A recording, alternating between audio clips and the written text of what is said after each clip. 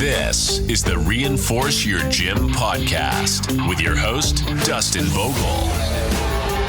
This show is about arming gym owners with the tools, strategies, and lessons they need to take their business to the next level. That way, they can make a greater impact in their community.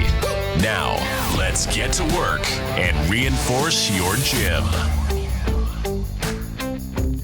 Gym owners, this week we are tackling a different topic, and that is managing your gym. All right, whether you, the gym owner, or the active general manager, or you hired it out and you have a general manager running the day-to-day operations, either way, this is a great episode for you to become the best manager you can be, or you want to share it with your manager so that they can also think through this framework. All right, so what I'm going to be sharing with you is the 4 types of management styles that exist, and which is the best one to get the most out of your team, keep them engaged, retain them, and also get the best client experience. All right, so we're going to cover these 4 types of managers.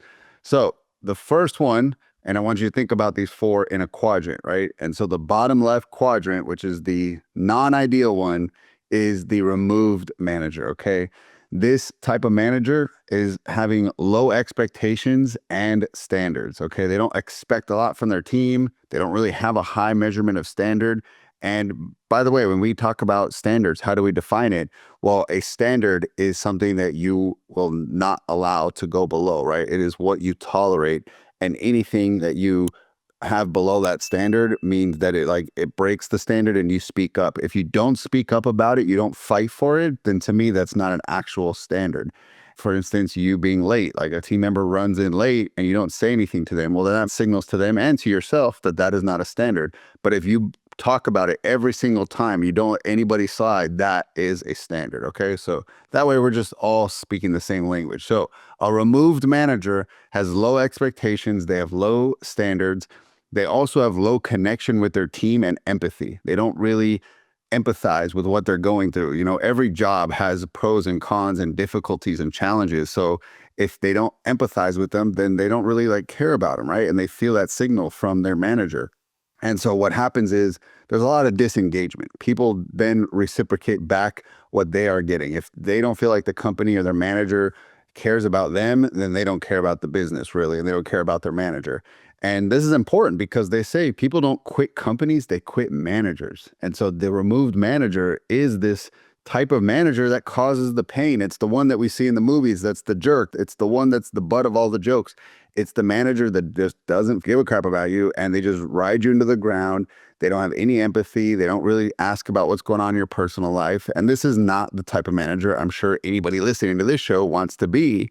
But it's good to put a label on it and to ask yourself, am I being removed right now, right? We could go through a season where we might remove ourselves too much from the team for a week or two. And then that's like our way of saying, okay, I got to balance myself out. It's when this goes on for months and years that people really start to feel that pain, right? So that's the bottom left quadrant. We don't want to be there. Now I'm going to move to the bottom right, which is one that I'm guilty of, and that is the buddy manager, all right? Because I can be, let's all get along, kumbaya, see the best in people. So here they have high connection and empathy. They very much are connected to their team and they empathize with them, but it could be a little too much.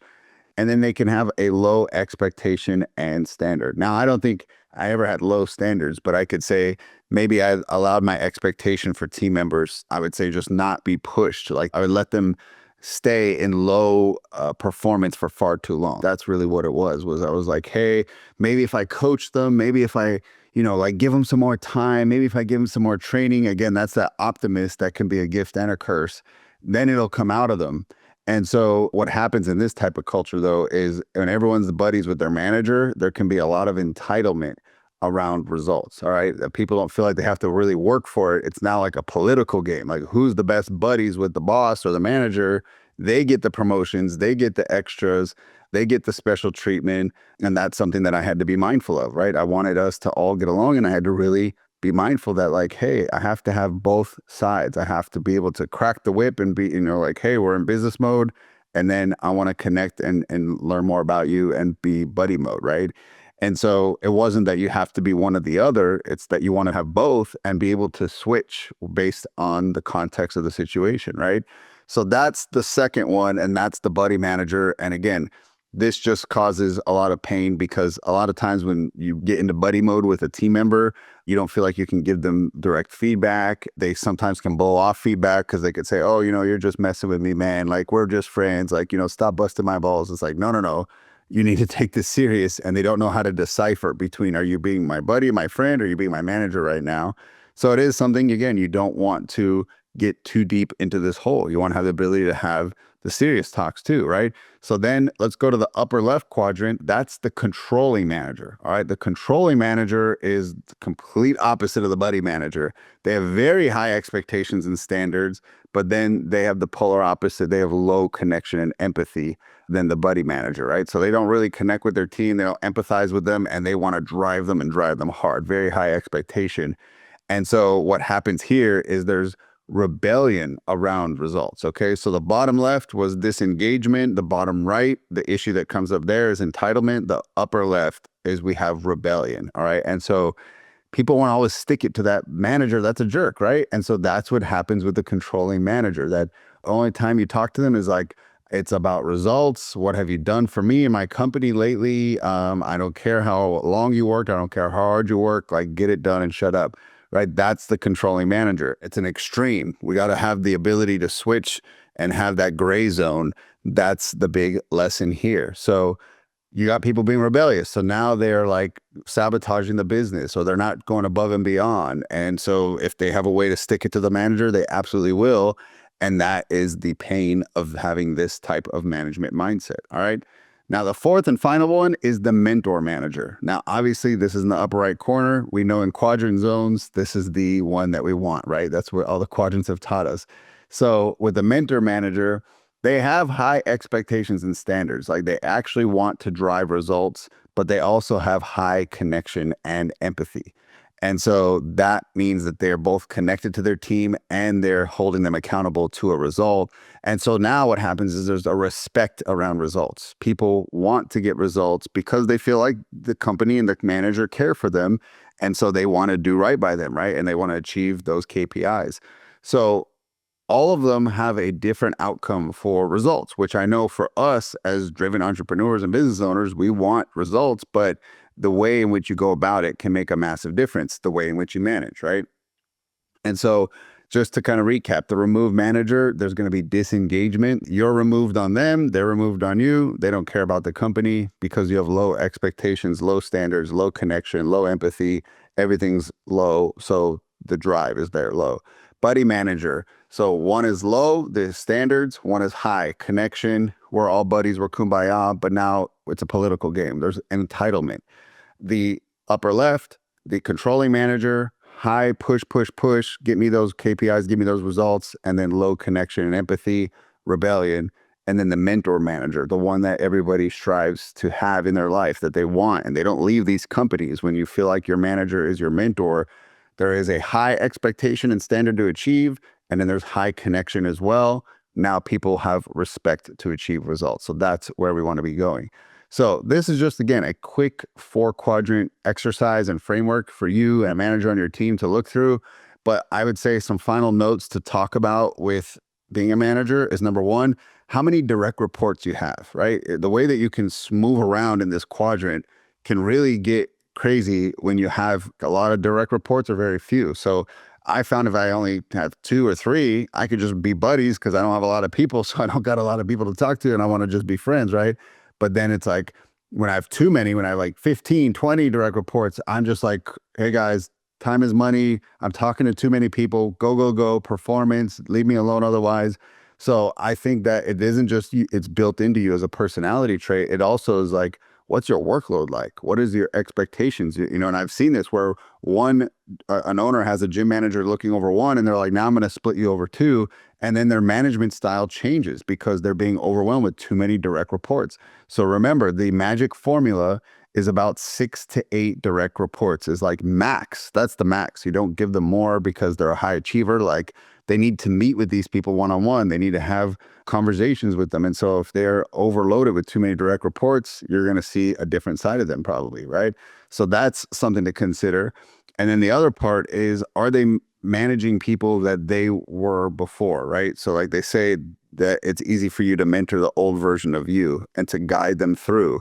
Well, those also make the best managers. Is like, I've been in your shoes. I know what you've done. Let me walk you through to success. But you ask a coach to then lead a sales team, or you ask a sales team to oversee a coach. Sometimes they don't have that crossover experience, and so they don't make very good managers, right? And so that's something to think about when you're doing this, is just because someone's good at one thing doesn't mean they're necessarily going to be good at the other. So I've seen big sales teams have a sales leader then step into becoming almost like a head coach and leading the coaching staff. And that's two different worlds, right? Like, he has no idea how to be a coach, or if he has, maybe he hasn't done it in a long time. Like, these are things to consider. Are you managing the old version of you, and those team members are going to respect you?